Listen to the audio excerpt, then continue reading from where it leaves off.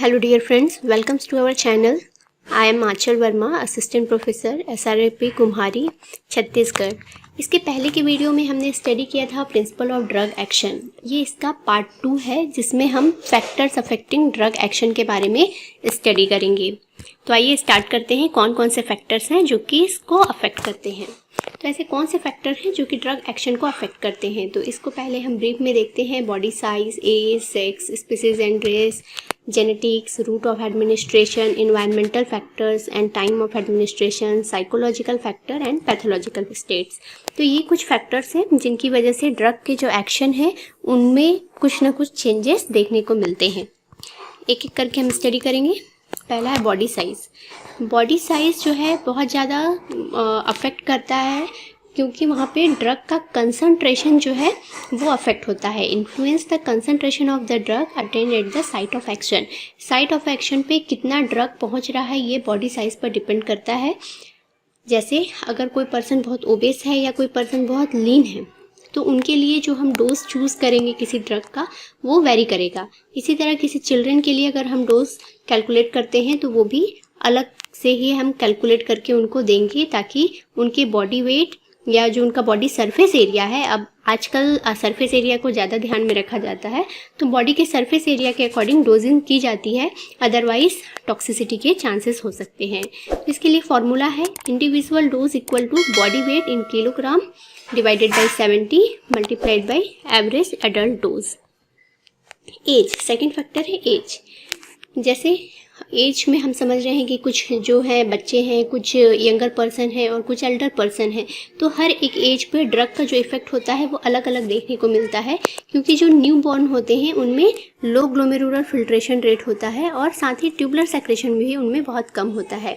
इसलिए जो ड्रग का हाफ लाइफ होता है वो ऐसे ड्रग्स जिनका हाफ लाइफ जो है वो डिपेंड करता है ग्लोमेरुलर फिल्ट्रेशन पर या फिर ट्यूबुलर सेक्रेशन पे, वो प्रोलॉन्ग हो जाता है क्योंकि जो न्यू बॉर्न है उनमें ये बहुत स्लो है। जनरली जो 5 मंथ का एज जब हो जाता है चाइल्ड का तब उसमें ग्लोमेरुलर फिल्ट्रेशन स्टार्ट हो जाता है और ट्यूबुलर सेक्रेशन स्टार्ट होने में 7 मंथ का समय लगता है। जब तक बच्चा 7 मंथ का नहीं होता तब तक उसमें ट्यूबुलर सेक्रेशन स्टार्ट नहीं होता।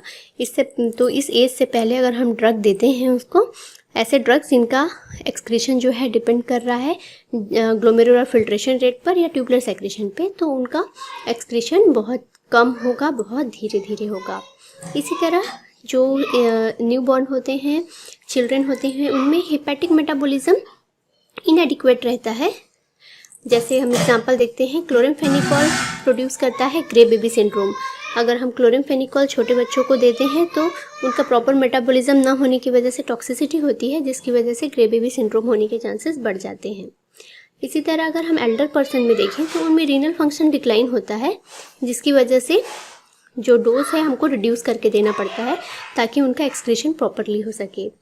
इसके साथ ही साथ उनमें हेपेटिक माइक्रोजोमल जो रहते हैं, माइक्रोजोम्स जो हैं, उनका भी रिडक्शन हो जाता है जिससे कि उनकी ड्रग मेटाबोलाइजिंग एक्टिविटी कम हो जाती है और साथ ही लीवर में ब्लड का फ्लो भी कम हो जाता है। स्लोअर एब्जॉर्प्शन होता है उनमें क्योंकि जो मोटिलिटी है वो कम हो जाती है और ब्लड फ्लो भी है इंटेस्टाइन का वो कम हो जाता है। इस वजह से उनमें जो एब्जॉर्प्शन है ड्रग का वो धीरे हो जाता है। साथ ही साथ प्लाज्मा प्रोटीन बाइंडिंग के लिए जो एल्ब्यूमिन होता है जो कि प्लाज्मा में प्रेजेंट होता है जिससे कि ड्रग बाइंड होता है, उसका भी अमाउंट बहुत कम हो जाता है, तो इसकी वजह से टॉक्सिसिटी बढ़ने के चांसेस ज़्यादा होते हैं। इसके अलावा increase and decrease volume of distribution, reduce sensitivity of various receptors, जैसे कि जो रिस्पॉन्सिवनेस है बीटा एड्रेनर्जिक रिसेप्टर की for both agonist and antagonist, वो रिड्यूस हो जाती है। More chances of drug interaction due to various disease such as ischemic heart disease, diabetes etcetera. इसके बाद फिर हम आते हैं सेक्स।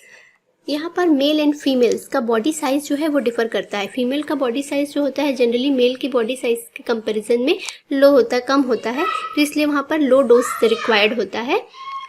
कुछ ड्रग्स जो होते हैं जो मेल्स में उनके सेक्सुअल फंक्शन को कम कर देते हैं जैसे कि clonidine, methyl dopa, beta blocker and diuretics.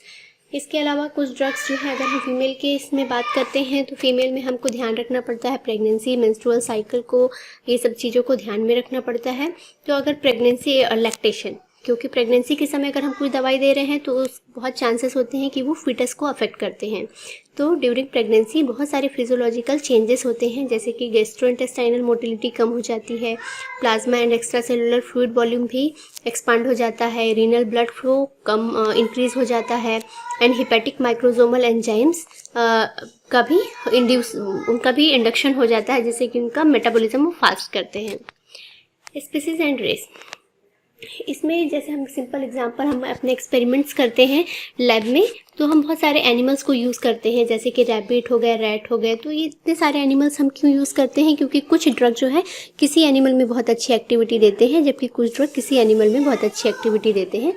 तो जैसे रैबिट जो होते हैं वो रेजिस्टेंट होते हैं एट्रोपिन के लिए, इसी तरीके से रैट और माइस जो होते हैं वो रेजिस्टेंट होते हैं डिजिटेलिस के लिए। अगर हम ह्यूमन बींग्स में बात करते हैं तो जो ब्लैक्स होते हैं उनमें हायर डोज की रिक्वायर्ड होती है, जबकि मंगोल्स में lower concentration of atropine and ephedrine की ज़रूरत होती है, जिससे कि वो उसके पुपिल को डायलेट कर पाते हैं। मतलब अगर हम ब्लैक पर्सन और एक मंगोल पर्सन में कंपैरिजन करें तो ब्लैक में सेम ड्रग का जो कि इफेड्रिन और एट्रोपिन है उनका हायर कंसंट्रेशन रिक्वायर्ड होगा किसी पुपिल को डायलेट करने के लिए, जबकि मंगोल्स में लोअर कंसंट्रेशन में ही ये पुपिल डायलेट हो जाते हैं। इसी तरह बीटा ब्लॉकर्स जो हैं वो लेस इफेक्टिव होते हैं एज एंटी हाइपरटेंसिव इन ब्लैक्स। इंडियंस जो हैं वो ज़्यादा अच्छे से टॉलरेट कर पाते हैं थायासिटाजोन को बेटर देन वाइट्स। जेनेटिक्स का मतलब है कि किस तरीके का हर पर्सन में जीन्स अलग है, हर पर्सन के डीएनए का स्ट्रक्चर थोड़ा अलग, डीएनए में जो डीएनए का कंपोजिशन है, जो जीन है वो थोड़े से डिफरेंट होते हैं। इस वजह से इनमें मेटाबोलाइजिंग एंजाइम्स कम या ज़्यादा हो सकते हैं। तो इस तरीके से हर बॉडी जो होता है उसमें किसी ड्रग का जो रिस्पॉन्स होता है वो अलग अलग आता है, एक जैसा बिल्कुल सेम टू सेम नहीं आता है, बल्कि वेरी कर जाता है। तो इसका एक बहुत बड़ा कारण जेनेटिक्स है। तो डिफरेंस इन ड्रग मेटाबॉलिज्म, क्योंकि ड्रग मेटाबोलाइजिंग एंजाइम्स जो हैं जनरली जेनेटिकली कंट्रोल होते हैं। इसी तरह difference in target organ sensitivity, ये सारी चीज़ें जीन्स के थ्रू कंट्रोल की जाती हैं, इस वजह से हर पर्सन में ये वेरी करता है। एग्जांपल हम देखते हैं, जैसे एटिपिकल स्यूडोकोलिनेस्टेरेज जो है, अगर हम इसको देते हैं तो ये सक्सिनाइल कोलिन के साथ अगर देते हैं तो ये प्रोलॉन्ग करता है एपनिया, मतलब ब्रीदिंग की जो डिफ़िकल्टी है उसको बढ़ा देता है। इसी तरह जो पर्सन है जेनेटिकली जिनमें डेफिशिएंट है G6PD ग्लूकोज 6 फॉस्फोडिहाइड्रेज एंजाइम की जिनमें कमी होती है, उनमें हीमोलाइसिस होने के बहुत ज़्यादा चांसेस होते हैं अगर हम उसको प्राइमाक्विन या फिर किसी दूसरे ऑक्सीडाइजिंग ड्रग जैसे सल्फोनामाइड्स, जेप्सोन, क्विनिन, क्लोरोक्विनिन या नैलिडिक्सिक एसिड के साथ देते हैं तब। रूट ऑफ ड्रग एडमिनिस्ट्रेशन भी बहुत तरह से अफेक्ट करता है। जैसे कि अगर हम एक एग्जांपल ले मैग्नीशियम सल्फेट का, अगर हम उसको ओरली देते हैं तो उसकी वजह से परगेशन होता है। अगर हम उसको इन्फ्लेम्ड एरिया में लगाते हैं तो वहाँ पर वो डिक्रीज़ करता है स्वेलिंग को, जबकि अगर उसको आईवी रूट से दिया जाता है तो वहाँ पर वो CNS डिप्रेशन प्रोड्यूस करता है और फिर हाइपोटेंशन प्रोड्यूस करता है। Environmental factor and time of administration affect drug responses, ये ड्रग के रिस्पॉन्स को अफेक्ट करते हैं। जैसे अगर ये ज़्यादा एक्सपोज हो गए इंसेक्टिसाइड, कार्सिनोजेंस या फिर टोबैको स्मोक के कांटेक्ट में आ गए तो ये इंड्यूस करते हैं ड्रग मेटाबॉलिज्म को, तो इनकी वजह से ड्रग का मेटाबॉलिज्म बढ़ जाता है। अगर हम टाइम ऑफ एडमिनिस्ट्रेशन की बात करें तो जनरली हम हिप्नोटिक्स जो ड्रग होते हैं उनको रात के समय लेते हैं, क्योंकि वो उस समय उनकी एक्टिविटी बहुत अच्छी आती है अगर कंपेयर करें हम सुबह के टाइम पर। इसी तरह कार्टिकोस्टेरॉइड्स जो है उसको एज अ सिंगल डोज में हम लेते हैं मॉर्निंग के टाइम पर, क्योंकि उस समय लेस पिट्यूटरी एड्रिनल सप्रेशन होता है, इस वजह से हम इसको मॉर्निंग के टाइम प्रेफर करते हैं लेने के लिए। साइकोलॉजिकल फैक्टर, बहुत सारा जो ड्रग है उनकी एक्टिविटी साइकोलॉजिकल फैक्टर की भी वजह से आती है। अगर किसी पर्सन को बिलीव है कि हाँ वो जो दवा ले रहा है वो सही डॉक्टर से ले रहा है, वो सही मेडिकेशन है, तो उसमें एक्टिविटी अच्छी देखने को मिलती है। खासकर अगर हम सेंट्रली एक्टिंग ड्रग के बारे में बात करें तो उसमें जैसे जो हम यूज़ करते हैं नर्वस एंड एनॉक्सियस पेशेंट के लिए रिक्वायर्ड है मोर जनरल एनेस्थेटिक, उनमें ज़्यादा जनरल एनेस्थेटिक की ज़रूरत पड़ती है। इसी तरह प्लेसिबो यहाँ पर एक बहुत अच्छा एग्जांपल है। प्लेसिबो एक इनर्ट सब्सटेंस होता है जिसको हम एक मेडिसिन के गार्ब में उसको डालकर देते हैं, और ये अगर पेशेंट को बिलीफ है कि हाँ मुझे सही मेडिकेशन मिल रहा है तो उसमें फार्माकोलॉजिकल एक्टिविटी दिखने लगती है, जो कि उसकी साइकोलॉजी की वजह से है, क्योंकि उसमें कोई भी एक्टिव इंग्रेडिएंट नहीं था।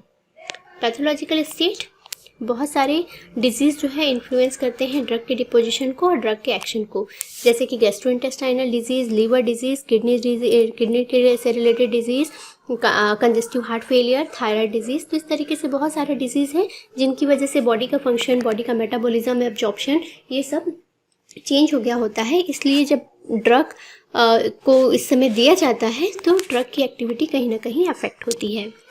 Thank you for watching this video.